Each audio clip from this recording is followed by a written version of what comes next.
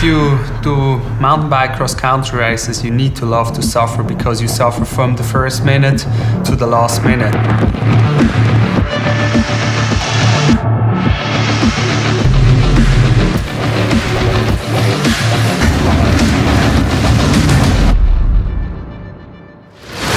Endurance is a huge part of my training. All that counts is that I'm ready on race day. Yeah, it starts all with good planning. First you have to set your goals, plan your races you want to do. Then I normally train in 4-week blocks. I have a rest week, 3 weeks with different loads, middle week up to a really hard week, and then again another 4-week block starts.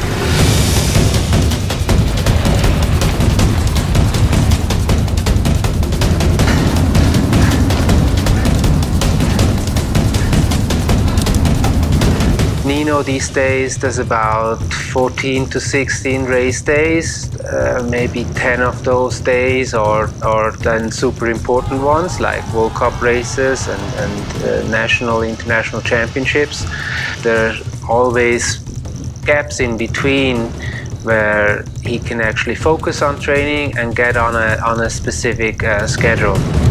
Yeah, here you see my Olympic year, 2016. Started training in November, some race training back home, a lot of Nordic skiing, then a really 3 hard weeks in South Africa with a lot of hours and a lot of intensities. And then as soon the races started, it's a bit less hours, but with a lot of intensities with the race and also in between.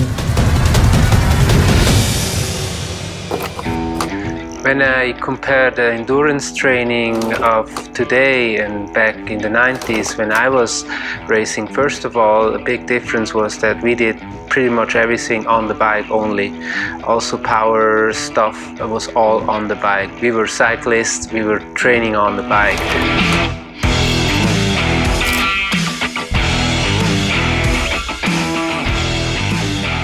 I normally train 6 days a week. I have 1 rest day.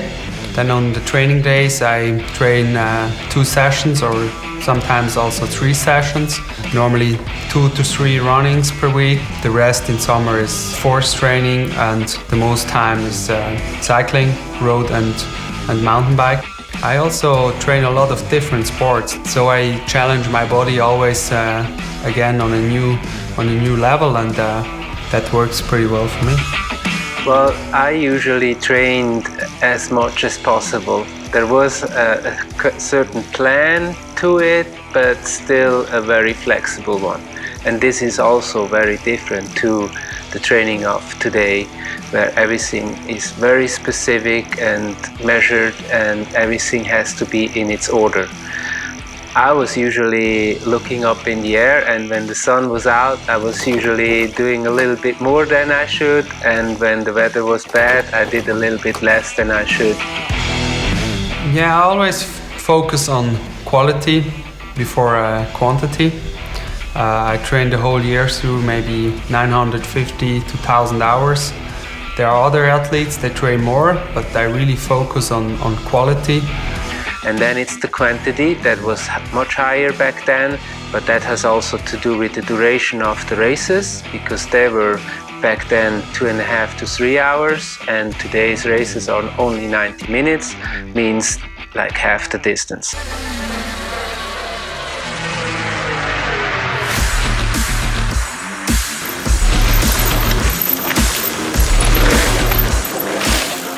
Over my whole training, about 75% of my training is endurance training, and 25% is really intensive training like intervals. Just before the races I do really intensive stuff, the anaerobic trainings, that's to get ready for the real intensive stuff in the races, and also to get me mentally ready, to get used to the suffering, and that's also quite important. But the goal of interval training is to stay as long as possible in exactly that target zone you are looking for. So if you do a VO2 max training, you want to be as long as possible in that zone. And if you train with a power meter, you can, right from the beginning, you can start in this zone. Your heart rate is maybe at the beginning a bit too low, but it gets higher and higher, and towards the end it's probably also up there. But with the power meter, you are much more precise, and you are from the beginning right in the right zone. In a mountain bike race, you never have a climb that goes longer than 2-3 minutes. So you have always just those short peaks, a short recovery of 20 or 30 seconds, and then it's again a short climb where you need to deliver really high performance, high power.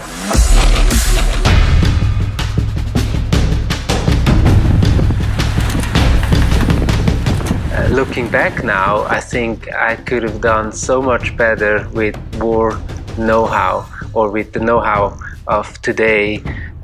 Things would have been so much more efficient. Yeah, all my training sessions are to perform better, to get faster, and to get used to this situation. And especially the interval trainings also teaches me mentally to sustain those uncomfortable situations.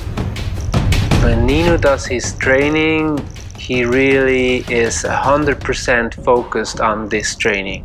He knows exactly what he does, he knows exactly what's on his schedule, and he follows this schedule 100%. No matter if it's cold or hot, if it's rainy or sunny, he just does his thing. I wouldn't say I have a training that I prefer, and I really like all the different kind of trainings I can do in mountain bike, the long road rides, or the long ski touring in winter, and then some really intensive intervals on my mountain bike. It's like it gives you a nice diversity of different sessions, and that I'm really like in the mountain bike sport.